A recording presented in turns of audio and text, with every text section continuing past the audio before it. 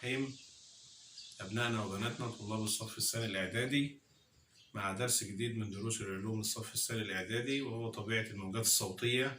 طبعا لما جينا نتكلم عن الصوت قلنا الصوت مؤثر خارجي يؤثر على الأذن فيسبب الإحساس بالسمع. يعني إيه؟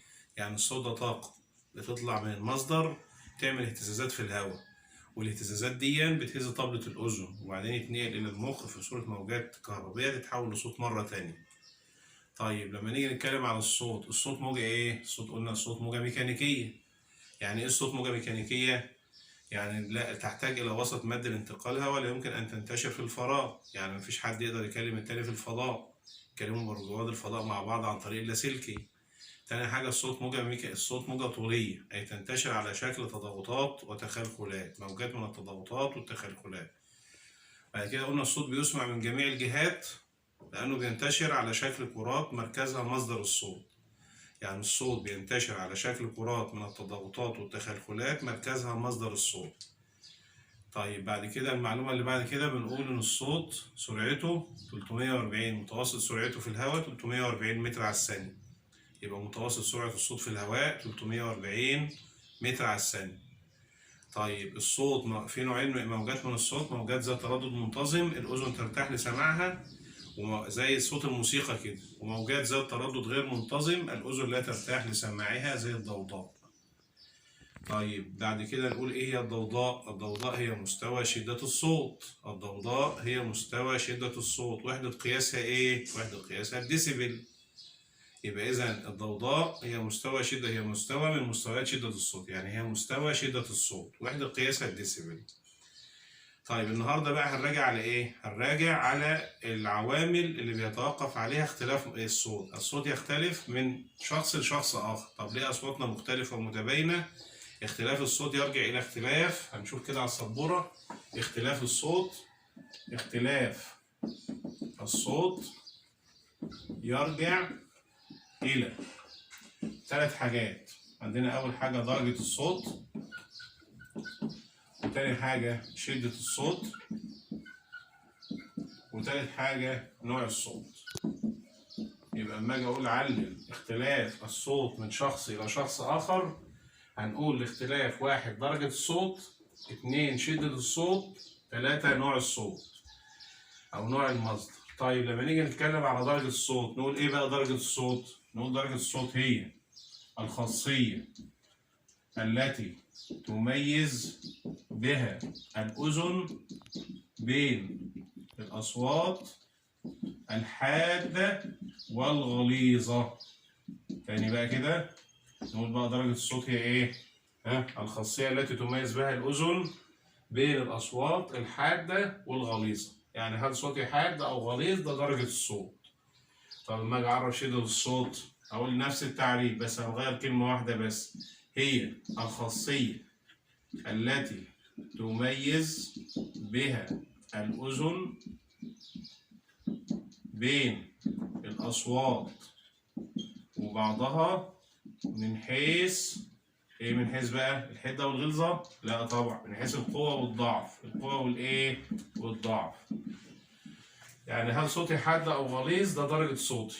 هل صوتي قوي او ضعيف؟ ده شدة صوتي. طيب نوع الصوت نقول هي برضه هنغير كلمة واحدة، هي الخاصية التي تميز بها الأذن بين الأصوات وبعضها من حيث طبيعة مصدرها. يبقى أنا هنركز بقى، هنلاقي كلمة واحدة هنا، الحادة والغليظة. يبقى الخاصية التي تميز بها الأذن من حيث الأصوات من حيث الحدة والغلظة. طيب الخاصية التي تميز بها الأذن من حيث القوة والضعف تبقى شدة الصوت. طيب نوع الصوت الخاصية التي تميز بها الأذن بين الأصوات وبعضها من حيث طبيعة مصدرها. يبقى هتلاقي نفس التعريف بس اختلاف كلمة أو 2. درجة الصوت هل صوتي حاد ولا غليظ؟ شدة الصوت هل صوتي قوي ولا ضعيف؟ نوع الصوت. طيب طبيعة مصدر الصوت بتاعه. طب نمسك واحدة واحدة كده. إيه العوامل اللي بيتوقف عليها الدرجة؟ العوامل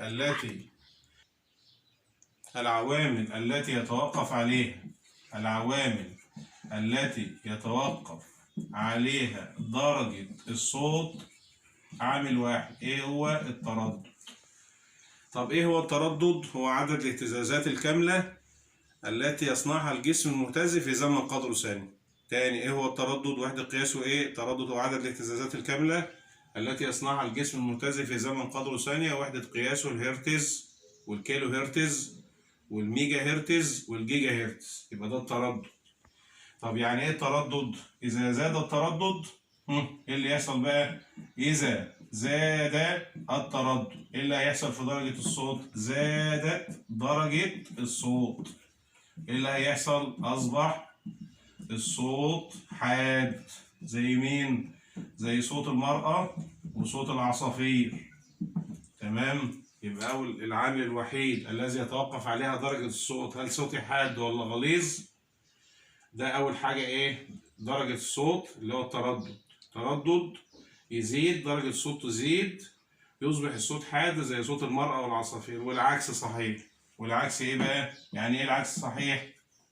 والعكس صحيح، يعني إذا قل التردد قلت الدرجة، أصبح الصوت غليظ مثل صوت الرجل وصوت الأسد. فلما أجي أقول علل لما يأتي، صوت الرجل غليظ أو صوت الأسد غليظ، أو ما أقول الإجابة إيه؟ أقول لأنه أقل تردد. 3 كلمات أهو. يبقى صوت الرجل غليظ، صوت الأسد غليظ لأنه أقل تردد. صوت المرأة حاد، صوت العصافير حاد لأنه أعلى تردد. يبقى العامل الوحيد اللي بيأثر في الدرجة التردد. طب نيجي للآلات الموسيقية. في آلات موسيقية هوائية وفي آلات موسيقية وترية. الآلات الموسيقية الوترية كلما زاد طول الوتر قل التردد، وكلما زاد طول عمود الهواء في الآلات الموسيقية الهوائية زي المزمار قل التردد. يبقى العلاقة هنا عكسية. طول العمود الهواء يزيد، طول الوتر يزيد، التردد بتاع الآلة الموسيقية يقل، يبقى الصوت هنا هيطلع غليظ. طول الوتر يقل، يبقى الوتر يبقى مشدود، يعني طوله يقل وطول عمود الهواء يقل، يطلع صوت حاد لأنه يبقى أعلى تردد. يبقى ده في الآلات الإيه؟ الموسيقية. عندنا بقى حاجة بتثبت الكلام ده اسمها إيه بقى؟ عجلة سافار. عجلة سافار. يبقى عجلة سافار. عجلة سافار بتثبت إيه؟ حساب، أهميتها حساب تردد نغمة صوتية لترس مجهول التردد. يعني إيه الكلام ده؟ عجلة سافار دي عجلة مكونة من كام ترس؟ مكونة من 4 تروس. طيب هذه التروس الأربعة بتدور على محور واحد عن طريق يد أو عن طريق موتور. طب إيه الاختلاف؟ ال4 تروس كل ترس مختلف عن التاني في عدد الأسنان. يعني واحد 50 سن، واحد 100 سن، واحد 150 سن مثلا، واحد 200 سن. لما نيجي ندور العجلة ونحط صفيحة مرنة عشان نسمع صوت كل ترس، هنلاقي الترس الأعلى في عدد الأسنان يدينا صوت حاد يبقى أعلى تردد، والترس الأقل في عدد الأسنان يدينا صوت غليظ يبقى أقل تردد. يبقى عجلة سافار احنا ممكن نستخدمها في حساب تردد نغمة صوتية لترس مجهول التردد من خلال العلاقة الرياضية. بتقول ايه بقى؟ بتقول تردد ترس عجلة سافار بتساوي تردد ترس عجلة سافار بتساوي عدد الأسنان بتاعة الترس في عدد الدورات اللي هيلفها الترس على الزمن بالثواني. على الزمن بالثواني. فلو قلنا ترس عدد أسنانه 100 وبيعمل 300 دورة في دقيقة ونص يعني 90 ثانية. لو قلنا ترس عجلة سافار أحد تروس عجلة سافار عدد أسنانه 100 سن وبيعمل 300 دورة خلاص في دقيقة ونص يعني 90 ثانية. هيبقى التردد بتاعها بيساوي كام؟ هيبقى التردد بيساوي شيل الصفر مع الصفر أول على 9 على 3 في 3 على 3 في 100. خلاص يبقى 10 في 100 ب1000. 1000 على 3 هيطلع 333 و3 من 10 هرتز. يبقى إذا ده التردد بتاع الترس ده بيعمل 300 لفة على إيه؟ على 90 ثانية وعدد أسنانه 100 هيطلع تردده 333 و3 من 10 يعني صوته تقريبا هيبقى صوت حاد. وبالتالي تردد ترس عجلة سافار بيساوي عدد أسنان الترس في عدد الدورات على الزمن بالثواني. يبقى التردد لو عدد أسنان 100 والترس ده بيعمل 300 لفة في دقيقة ونص يبقى 100 في 300 على 90. نختصر العلاقة دي بالآلة الحاسبة هيطلع لي تقريبا 333.3 هرتز. يبقى تقريبا الصوت بتاع الترس ده هيبقى صوت حاد. يبقى لما يجي يقول لي اذكر أهمية عجلة سافار، أقول له حساب تردد نغمة صوتية لترس مجهول التردد. نخش على العامل التاني بقى اللي بيأثر في تباين واختلاف الأصوات. لما أجي أقول علل أصواتنا مختلفة ليه؟ بقول عشان 3 حاجات: درجة الصوت، وشرحنا درجة الصوت قلنا هي الخاصية التي تميز بها الأذن بين الأصوات الحادة والغليظة. طب نتكلم على الشدة. الشدة هي الخاصية التي تميز بها الأذن بين الأصوات وبعضها من حيث القوة والضعف. طب العوامل اللي بيتوقف عليها الشدة، العوامل التي يتوقف عليها شدة الصوت. ايه بقى العوامل دي؟ 5 عوامل. اول حاجة بعد المصدر، تاني حاجة سعة الاهتزاز، سعة الاهتزاز، تالت حاجة كثافة الوسط الناقل، كثافة الوسط الناقل للصوت، رابع حاجة مساحة سطح الجسم المهتز، مساحة سطح الجسم المهتز، خامس حاجة اتجاه الهواء الناقل للصوت، اتجاه الرياح يعني. طيب لو مسكنا عامل بسرعة كده هنلاقي بعد المصدر العلاقة عكسية في قانون التربيع العكسي. بيقول ايه قانون التربيع العكسي؟ بيقول تتناسب شدة الصوت عند نقطة تناسب عكسي مع مربع بعد المصدر. نكتب القانون الأول أهو. بيقول ايه بقى؟ تتناسب شدة الصوت عند نقطة تناسب عكسي مع مربع بعد المصدر. هناخد بالنا من كلمة مربع دي، أي أن ش اللي هي شدة الصوت تتناسب مع 1 على ف تربيع. طب لو قلنا ش تتناسب مع إيه؟ مع ف تربيع، غلط، لأن العلاقة كده أصبحت فردية مش عكسية. لكن العلاقة العكسية ش اللي هي شدة الصوت تتناسب مع 1 على ف تربيع. يعني إيه يا أستاذ؟ يعني إذا بعدت المسافة بينك وبين مصدر الصوت للضعف شدة الصوت تقل للربع، ما تقلش للنص. إذا زادت المسافة للضعف شدة الصوت تقل للربع. طب وإذا قلت المسافة للنص شدة الصوت تزداد 4 أمثال. عايزين نحفظ العبارتين دول ونفهم. شدة الصوت ده مصدر الصوت أهو، بعدت مسافة الضعف، كنت على بعد متر أصبحت على بعد مترين، شدة الصوت تقل للربع وليس للنصف. طب كنت على بعد مترين قربت على بعد متر، شدة الصوت تزداد 4 أمثال. ليه؟ لأن العلاقة الرياضية قانون التربيع العكسي بيقول إيه؟ تتناسب شدة الصوت عند نقطة تناسب عكسي مع مربع بعد المصدر. يبقى أول عامل بعد المصدر، كل ما نبعد عن المصدر شدة الصوت تقل بقد إيه؟ مقدار الربع إذا زادت المسافة للضعف. كل ما نقرب من المصدر، عشان كده الطلاب اللي هم سماعهم تقيل المفروض يقعدوا في المقاعد الأمامية أمام المعلم عشان يسمعوا الشرح. إنما الأطفال اللي سماعهم قوي ممكن يقعدوا بآخر الفصل عادي وهيوصلوا لصوت المدرس بصورة كويسة.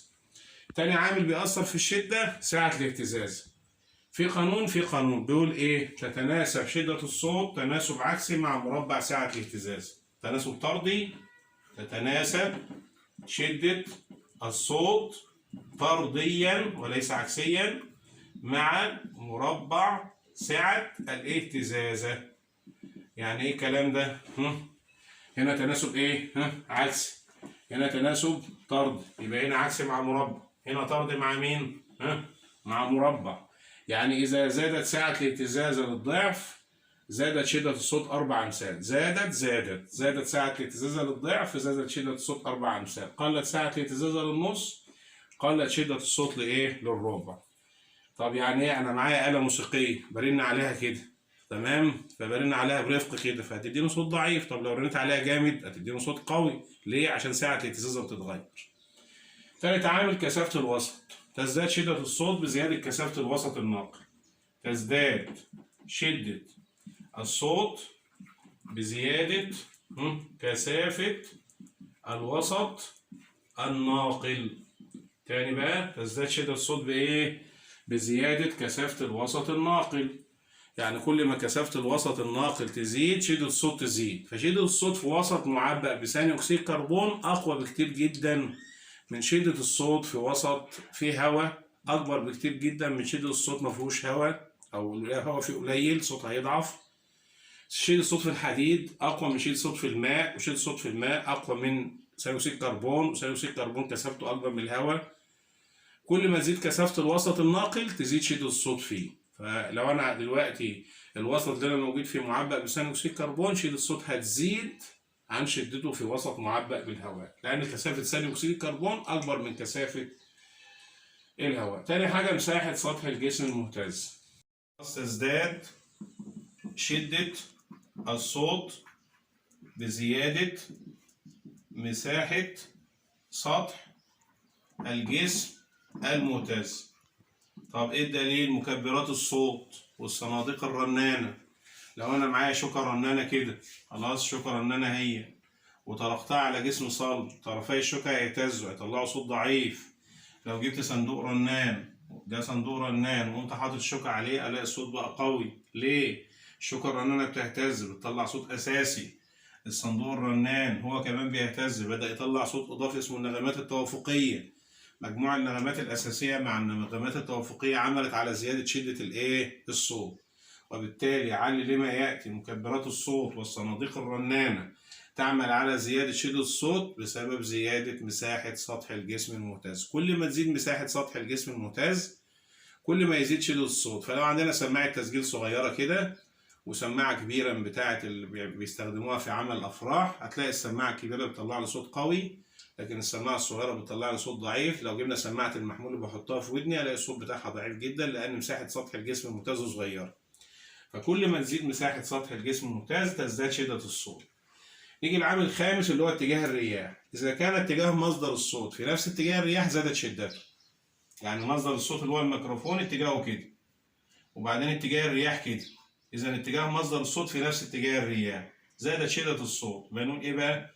إذا كان اتجاه مصدر الصوت في نفس اتجاه الرياح زادت شدة الصوت. طيب ونقول ايه بقى؟ والعكس صحيح. والعكس صحيح. يعني ايه العكس صحيح؟ يعني اذا كان اتجاه مصدر الصوت كده واتجاه الرياح كده قلت شدة الصوت.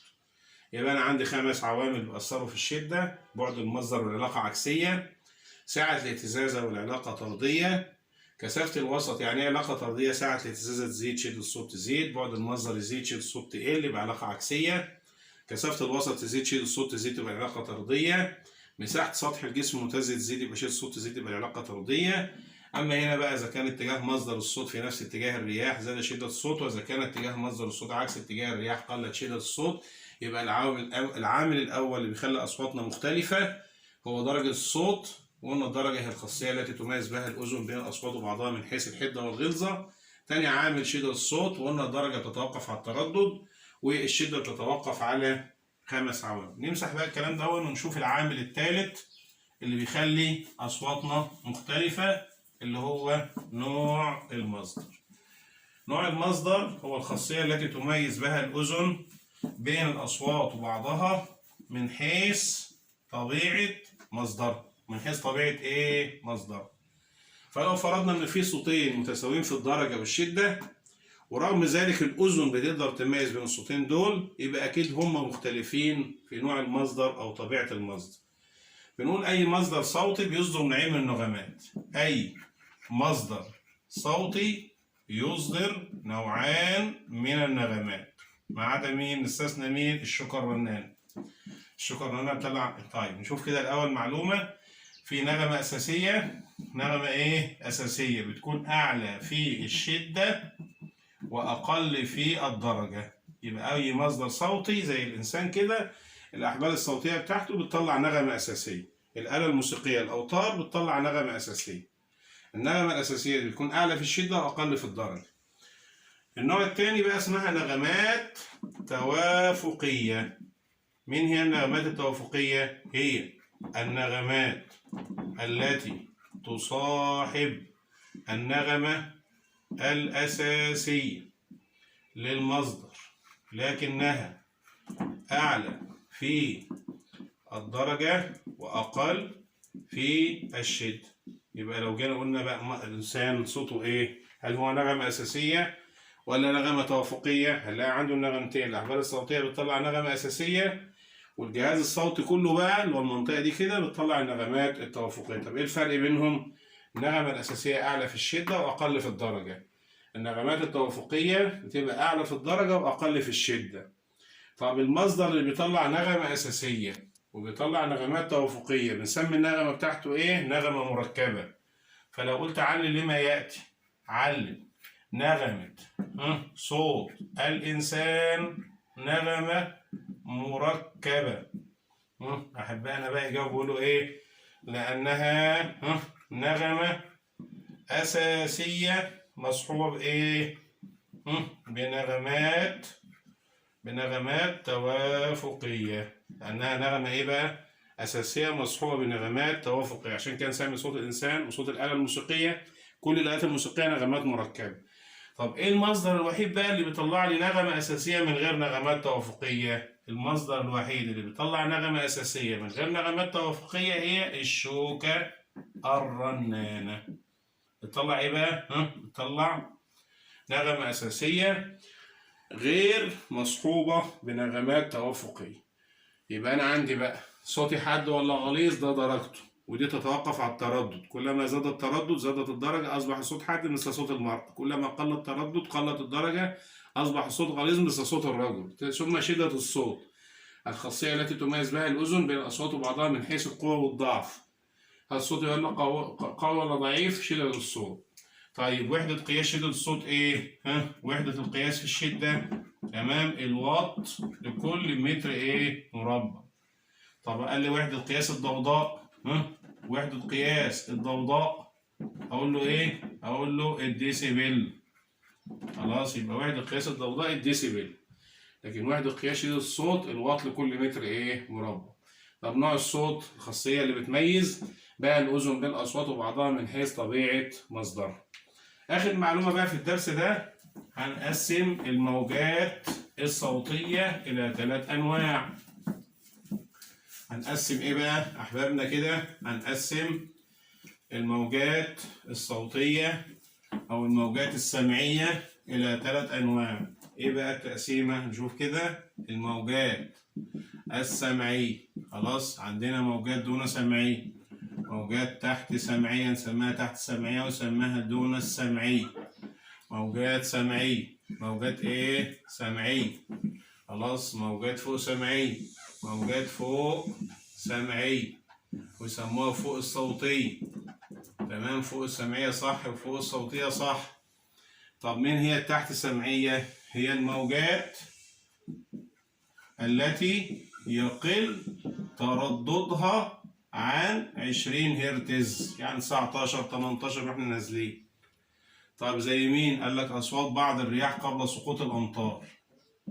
أصوات بعض الرياح قبل إيه بقى؟ سقوط الإيه؟ المطر. بيسمعها بعض الطيور لكن الإنسان ما بيقدرش يسمعها. هذه الموجات لا تسمع، لا يسمعها الإنسان. يبقى الموجات دون السمعية دي لا يسمعها الإنسان. طب نيجي بقى للموجات فوق سمعية الأول، نقول هي الموجات التي يزيد ترددها عن 20 كيلو هرتز، يعني 20,000 هرتز، يعني توصل ل40,000 هرتز و60,000 هرتز.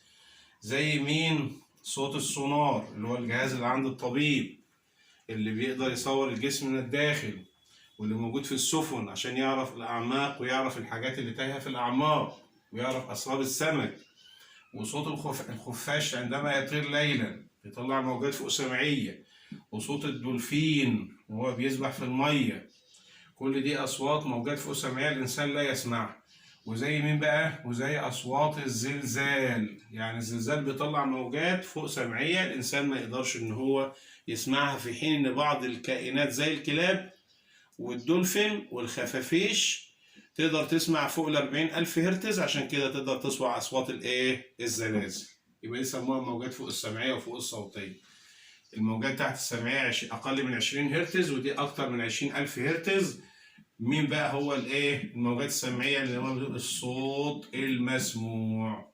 أي صوت أنت بتسمعه يصنف موجات سمعية. طب ترددها يتراوح بين كام؟ ترددها يتراوح بين 20 هرتز و20,000 هرتز. يعني اسمع 500 هرتز، اسمع 500 هرتز. 15,000 هرتز، اسمع 15,000 هرتز و19,000 هرتز. طالما الرقم يقع بين ال 20 هرتز وال 20 كيلو هرتز خلاص ده الصوت المسموع. يبقى قدرة الإنسان على السمع في صبعك ممكن يخش في ودانك كده لكن ما يخش في ودانك كده، وبالتالي في أصوات نسمعها وفي أصوات ما نسمعهاش. ما نسمعش مين التحت السمعية والفوق سمعية زي الزلازل، والتحت السمعية زي أصوات بعض الرياح. طيب الاستفادة بقى، أهمية الموجات فوق السمعية. أهمية الموجات فوق الصوتية أو فوق السمعية. تمام. إيه بقى؟ أول حاجة تشخيص الأمراض. ما رحتش أنت عند أي طبيب وحرك جهاز على بطنك كده ووراك الأعضاء بتاعتك على الشاشة التلفزيونية جنب منه، ده اسمه السونار. خلاص اسمه إيه بقى؟ اسمه السونار، وده موجود عند الأطباء للتشخيص، أطباء الباطنة وأطباء المسالك البولية وأطباء أمراض النساء وأطباء القلب وأطباء كل دول طبعا عندهم سونار عشان التشخيص. بقى أي طبيب يقدر يشخص بالسونار، اللي هي الموجات السونار اللي هي الموجات فوق الصوتية.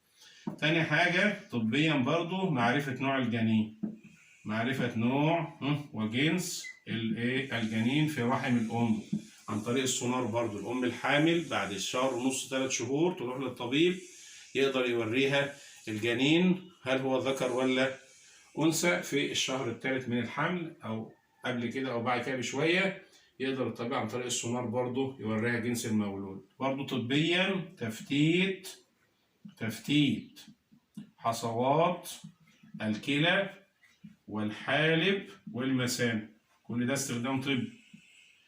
الحالب والمثانة ده كله جهاز بولي، الكلى والحالب والمثانة ده جهاز بولي كله بيعمل حصوات عند بعض الناس. كان زمان عملية جراحية، حالا بقى التفتيت بالموجات فوق الصوتية بدون نقطة دم وفي ساعة زمن، والمريض يروح مع أهله ويتم تفتيت الحصوات. رقم 4 للقوات المسلحة والجنود الكشف عن الألغام. الكشف عن الألغام الأرضية عشان الجنود يقدروا يمشوا في أمان، يبقى معاهم جهاز يحركوه على الأرض وهو ماشيين. إذا الجهاز ده طلع صوت يبقى موجود هنا في لغم، يبقى ده برضو الكشف عن الألغام. في مجال الصناعة الكشف عن عيوب الصناعة، كشف عن عيوب الصناعة زي مثلا كشف عن وجود الفقاعات في اللحام، وفرز الصناعة بيتم بالموجات، أجهزة الموجات فوق الصوتية. رقم 6 من أهمية الموجات فوق الصوتية تعقيم المواد الغذائية مثل اللبن. وجد العلماء أن الموجات فوق الصوتية ترددها عالي جدا بيصل ل60,000 وأكثر، بتقتل البكتيريا والفيروسات الموجودة في المواد والأطعمة بدون ما تأثر على جودة الطعام. فتستخدم الموجات فوق الصوتية في تعقيم المواد الغذائية مثل تعقيم اللبن. يبقى لو جالي سؤال ايه أهمية الموجات فوق الصوتية؟ هسأوي الموجات فوق الصوتية اللي ترددها بيزيد عن 20,000 هرتز وبيوصل 40,000 هرتز و60,000 هرتز بتستخدم في ايه؟ في أكثر من استخدام. تشخيص الأمراض بالسونار، معرفة نوع وجنس المولود، تفتيت حصوات الكلى والحالب والمثانة، كشف عن الألغام، كشف عن عيوب الصناعة، تعقيم المواد الغذائية. يبقى احنا النهارده اتكلمنا على ايه أحبابنا الطلاب؟ اتكلمنا على حاجتين. ليه أصواتنا مختلفة؟ ليه أصواتنا متباينة؟ أصواتنا مختلفة ومتباينة عشان اختلاف 3 حاجات: درجة الصوت اللي بيتوقف على التردد، وشدة الصوت اللي بيتوقف على 5 عوامل، ونوع المصدر اللي بيتوقف على عاملين: النغمات الأساسية والنغمات التوافقية.